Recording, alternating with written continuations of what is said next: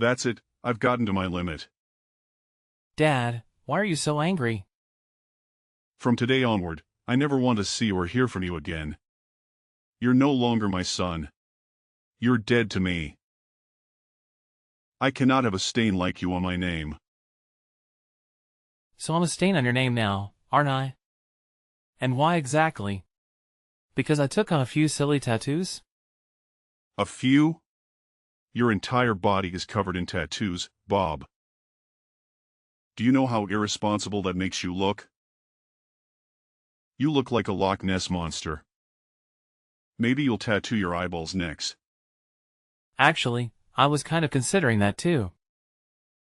You see what I'm saying? No remorse whatsoever. You don't even feel remotely sorry for what your irresponsibility has cost me and my company. Remorse? Why? You want me to feel sorry for doing what I love? Why should I do that? You're a worthless son. You know that, right? I've lost a lot of contracts in the past few months because of you. Some of my associates think I'm the father of a hoodlum. One even said I can't handle his job if I can't handle my son. Can you imagine that? So I'm guessing you want to handle me now? Exactly. I need you out of my business and out of my life before it gets out of hand. Okay, but you remember that I was the one who helped you reel in all the contracts you currently work on, right? You lost your flair for pitch-perfect presentation years ago, Dad. You buried them all in the numerous women you brought to bed. Don't you dare talk to me like that, boy. I am your father. Are you? I thought you were disowning me just now, no? Get your story straight, duh. I think it will interest you to know that I have another son, too. Before you start feeling yourself so much. Brad is my well-groomed picture-perfect son. He'll take over the company after me and do all the things you think you used to do for us. Brad will take over the company. Do you even know how stupid that sounds? How many times had Brad been in any of our training and meetings? Just the training, right? Brad will get his training. How hard can that be? Look at it this way. If you can actually train yourself, Dad, then you can train Brad because he actually took after you crazy and unstable. All right, that's enough. Bob, this is the exact attitude I can no longer have in my house or in my company. We both know I never wanted to be involved in your company. I've always wanted to be an artist. I simply carried out my duties because I was under pressure to be the ideal heir to you. But not anymore. You do not deserve my loyalty. Especially because you're a narrow-minded person who does not accept people the way they are. You feel everybody has to fit into the mold you have created. That's not true. You know, I was proud of you in the beginning. Only because you never knew you'd have another son. You've always told me this. You kept me because you thought Brad would never come along. You planned to usurp me even from birth. Your mother abandoned you after giving birth to you. She no longer wanted to be with me, so she left. She threw you onto a busy highway, just hoping a car would run along and crush you to shreds. That's why you have that disgusting scar on your wrist. And that should always serve as a reminder that I've been nothing but good to you. You should be grateful. You shouldn't have brought this up, Dad. You know I took my first tattoo just to cover up that scar. Do you always have to say things that hurt me? I don't care how you see it, Bob. You're a lot of bad luck, and I just want you out of this family. Fine, I'll leave. Thank goodness. I'll send in documents for you to sign in this regard. Documents? Yes, accepting that you're no longer a part of this family. Relinquishing the family name and all whatnot. You'll no longer have access to the house or any rights to my company. Is that all? Yes, and please make it quick. I need the documents returned to my desk as soon as possible. I'll do all that you said. However, the same arrangement applies to you. I'm no longer your son. Never call, text, or contact me ever again for any reason whatsoever. I'll also not be available to fix things when Brad eventually messes everything up for you. You wish. You can go to hell for all I care. Just make sure you never return. Later that night. Hi bro, I need us to talk. Do you have a second to spare? Is that a question? You know I'll always have time for you. What's popping? Mr. Ong disowned me. Mr. Ong? Your dad? He's not that anymore, huh? Told you I sensed that coming. You shouldn't have gotten those tattoos he expressed he didn't want you to get. But these tattoos are me. They are art on my skin. My own personal means of self-expression. No one has the right to tell me how to feel about it. I agree, but look at it now. You've lost your place in the Ong Empire. All because of your stubbornness. You could have at least waited until your family inherited the business before you unleashed your tattoo spree. Don't you think? In a way, I am happy things happened when they did because I never really wanted to be a part of the company in the first place. Attending board meetings, nerve-wracking brainstorming, and having to act all nice to people I genuinely hate? All that was a lot for me to handle, bro. I really could have quit at some point myself if he had not already disowned me. Mr. Ong just made my ordeal a whole lot easier. It's the way you say, Mr. Ong. As if he was never your father. Was he, though? You're very rockhead. You know that, right? Yeah, I agree. Enough about that silly man already. So what's the plan? I just need a place to crash for the night. You know, you didn't really have to text me. You could have just come straight to my place. I honestly didn't want to be a bother. You can never bother me. You're my bro. Or have you disowned me, too? You joke about everything. I'm sorry. Just pull up at the crib. Thanks a lot, Pete. I'll be gone before you know it. You can stay as long as you like. I don't mind. I was hoping to get my own place soon, though. We'll discuss that when you get here. Let's start by getting you off the streets. Thank you so much, bro. You're a lifesaver. It's really nothing. The little things brothers do for each other, right? Yeah. 1 week later. Hello, Pete. It's good to see you. Bob, my friend. How are things going? I know it's quite late, but I wanted to express my gratitude for your assistance with my move tonight. Your friendship means a lot to me. Don't mention it, Bob. That's what friends are for, right? By the way, your new apartment looks fantastic. Yes, it does. And can you believe it? Ms. Ravana, let me move in without asking for any rent up front or a security deposit. That does seem a bit unusual, doesn't it? It does seem a bit strange, but it could also be a fortunate turn-off event, don't you think? It could be, but something about this situation feels a bit off to me. I was actually going to ask you about that. Why do you think Ms. Ravana made us hot coffee and cookies just because I was moving in? Is she always this hospitable to her tenants? How would I know? Well, you're the one who recommended her to me. All I can tell you is that she's a kind woman and she treated me well when I was dating her daughter. You dated her daughter? Yes, I did. And when I was in a tough spot, she let me stay in one of her apartments. So you're saying she can be a bit overbearing at times? I wouldn't necessarily call her overbearing. But she joined us when we were watching the games.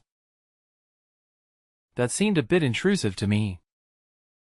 Well, you could have asked her to leave if you felt uncomfortable. I didn't want to appear ungrateful. I understand where you're coming from. To be honest, I kind of enjoyed the attention she gave me. Oh really, Bob? No, it's not like that. It's just that, for the first time in my life, I felt cared for by a woman. It was almost like having a mother. She's called me numerous times to check on how I'm settling in. It feels like we've known each other for years. For once in my life, I felt loved and appreciated despite all my tattoos and everything else. I get what you're saying, Bob. But just remember, not to get too comfortable with this situation. You don't want things to get complicated between you and your landlady. Oh look, she's calling me again. At this hour? Do you think she might need something from you? I'm not sure. All I know is that every game has an end. Let's just hope it's not what we're thinking. Yes, let's hope so. 3 hours later. Hello, Bob, my dear.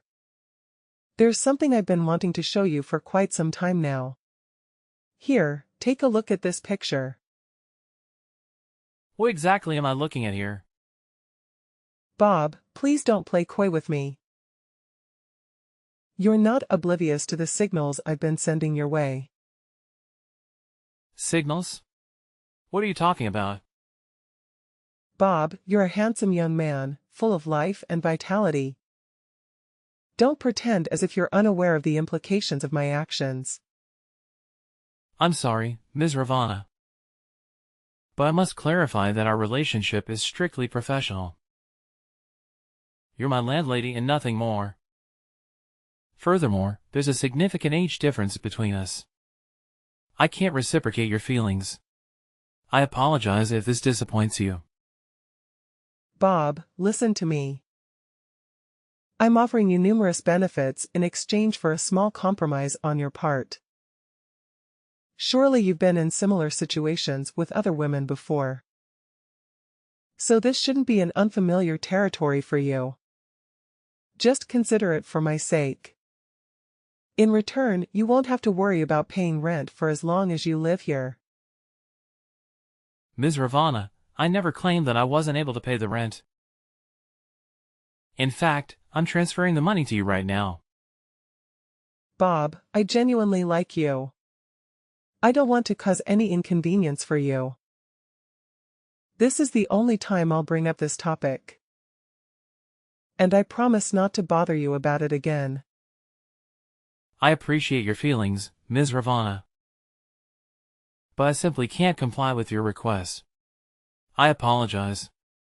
That's all right, Bob. Take some time to think it over.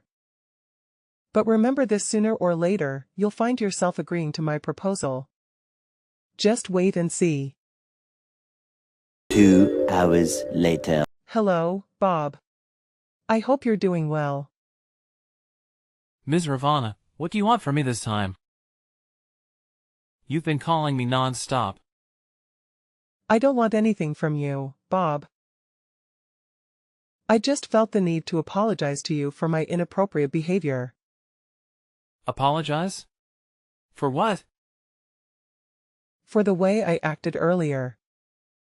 I realized now that it was wrong of me to make advances on you. It's all right, Ms. Ravana. I'm not angry with you. But you should know that everyone in this complex holds you in high regard. You wouldn't want to tarnish that respect by behaving inappropriately. No, of course not. I don't usually behave like that. It's just that, the moment I laid eyes on you, Bob, I felt an intense attraction towards you. It was as if we had known each other for a lifetime. My initial instinct was to pursue a romantic relationship with you. Which is why I was so forward with you. But now I realize that my approach was wrong. You remind me so much of my son. Your son? Yes, my son King. I lost him when he was just 2 years old. I had to leave his father because I feared for my life. But that decision turned out to be the biggest mistake of my life. When I tried to get him back, his father had already left town with him. The fear of never seeing my son again was haunted me ever since. But when I saw you, I'm sorry, I shouldn't burden you with my sad stories. No, it's okay, Ms. Ravana. We all experience loss at some point in our lives. In fact, I never knew my mother either. My father told me she left us when I was 3 years old. Oh, Bob, I'm so sorry to hear that. It's all right, Ms. Ravana. Sometimes sharing our tragic experiences with others helps us overcome them. Would you like to continue your story? Well, there isn't much more to tell. We were married for 3 tumultuous years because his father insisted on it. If he hadn't married me, he wouldn't have been appointed as the CEO of his father's company. But more than that, they needed an heir to carry on the family legacy. So after our son was born, Theo didn't want anything more to do with me. He became violent and made several attempts on my life. Despite everything, I stayed because of our son. But one day it became too much. Did you say Theo? Yes, Theo. He was a cruel and wicked man. Pure evil. That day, he wanted me out of his house immediately, but I refused to leave without my son. In his rage, he smashed a wine bottle against the wall and threw it at me. I managed to dodge it, but then my 2-year-old son walked into the room. He got caught in the crossfire and the flying glass cut his wrist. What? That day was the last time I saw him. After that incident, I ran away, but now I realize that leaving was the biggest mistake of my life. Later on, Theo remarried and had another son with his new wife. Now, all of these years later, I don't even know if my son is alive or dead. What was your ex-husband's full name? His name was Theo Ongring. Mom? What? Did you just call me Mom? No, my name is Bob, not King. But why did you call me Mom? Because your story matches mine exactly, and this caught on my wrist. Can you show it to me? Alright, here's a picture of it. You might not be able to see it clearly because I've covered it up with tattoos over the years. Is this your left hand? Yes. Yes, it is. You are my son, King. That evil man must have changed your name. Your real name is King Theo Ongring. All these years I've been searching for you, Mom. He told me you were dead. Oh, King. My sweet boy. Please come over to my apartment right now. I need to see you. 5 years later. Come back home, Bob. I need you. Excuse me. Who is this? And how did you get my number? How can you not know who I am? I'm your father, boy. And don't play dumb with me. I know you've been keeping tabs on me. Correction. I'm no longer a boy. I'm a grown man now. And secondly, I don't have a father, so I don't know who this is. And thirdly, I haven't been keeping tabs on you. You're just too famous for your own good. Enough with this nonsense. I want you to come back home right now. You're the only one who can save the company. You don't have any right to command me in that matter, Mr. Onring. Especially not after you threw me away like trash. I blocked your number before, and I'll do it again right now. Because I do not want to have anything at all to do with a barbaric abuser like yourself. I would watch how you speak to me if I were you. You owe me everything, Bob. Everything. But you're not me. And that's the amazing part. And no, I don't owe you anything. Anything, Mr. Onring? As a matter of fact, you owe me an apology for all the years of pain and suffering you caused me. I really didn't go through the trouble of getting a new line and searching for your contact. Just to banter words with you. Just come home and fix things. The company is on the verge of collapse, and you're the only one who can turn things around. Face your wrath? What can you even do? I heard you're old and sickly now. If I begin to run, you cannot even chase me. Of what good are you then? So you've been keeping tabs on me? You're still a celebrity. And even though I honestly don't know why a heartless person like you should be among the elite, it doesn't change the fact that you are.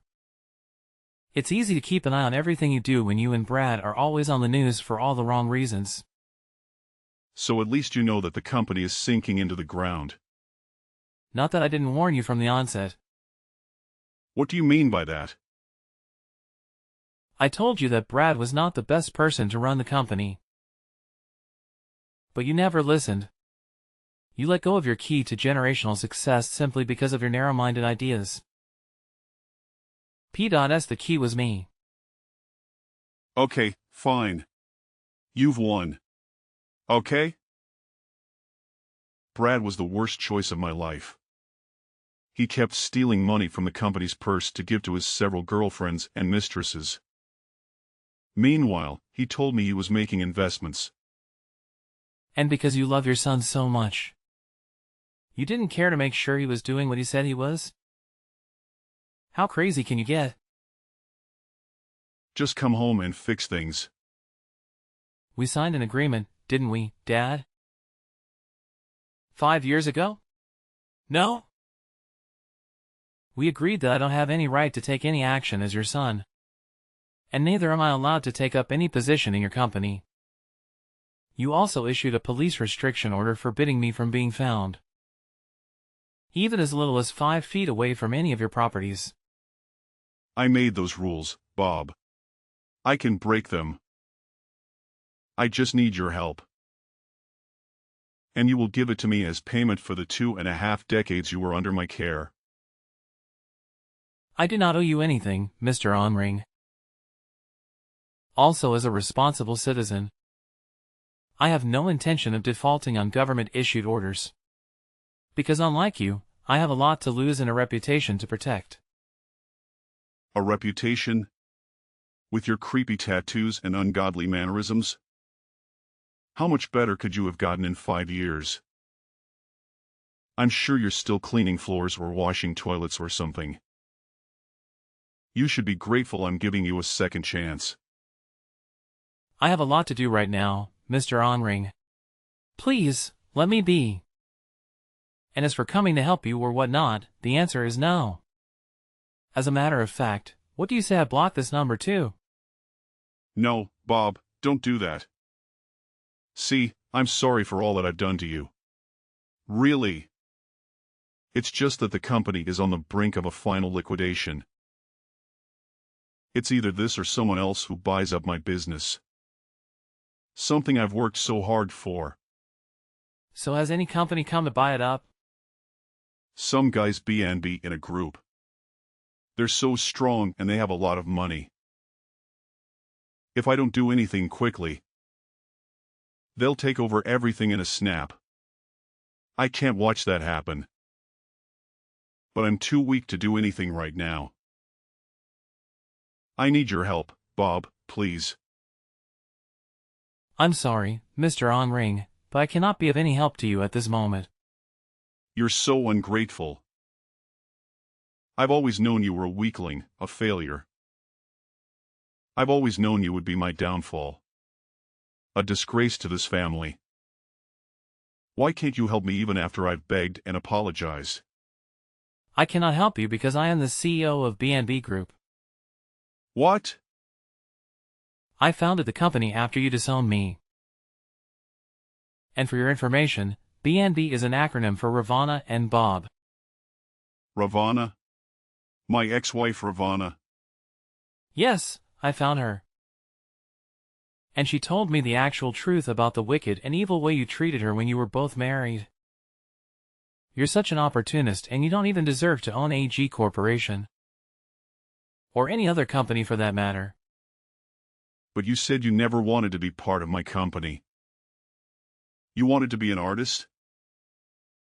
Consider this my payback for treating my mother like trash all those years ago. You'll eat the dust you fed her with. You have my word. And by the way, my name is King. And I'm back to rule over all that is mine. In my position as the CEO of B&B Group, I had the necessary resources and influence to save AG Corporation from the verge of collapse. However, I had no intention of simply rescuing my father's failing company through a generous donation. I had a better plan in mind. I proposed a merger between the two companies, with the proposition of appointing my mother, Ravana, as the co-CEO alongside me. Ravana, a brilliant businesswoman and the rightful heir to the empire, had endured years of suffering at the hands of my father. She had been compelled to leave him and me when I was just a toddler, after he attempted to harm her with a broken wine bottle. The board members, eager to save their company, quickly rallied behind this idea. Theo, realizing he had no other choice, reluctantly agreed to the merger. As the ink dried on the agreement, Ravana and I assumed leadership of the company. Together, we infused new vitality into AG Corporation. My innovative ideas, combined with my mother's strategic vision, revitalized the once faltering empire in a remarkable turn of events. We introduced fresh products and services, expanded our market share, and enhanced customer satisfaction. My unconventional appearance and tattoos became symbols of creativity and resilience. In the end, Theo and Brad were ousted from the company and their family home, completely reversing the situation and plunging Theo into a life of retribution and regret. He had lost everything he had worked so hard for, while I had gained everything he had taken away from me. Oh, sweet revenge.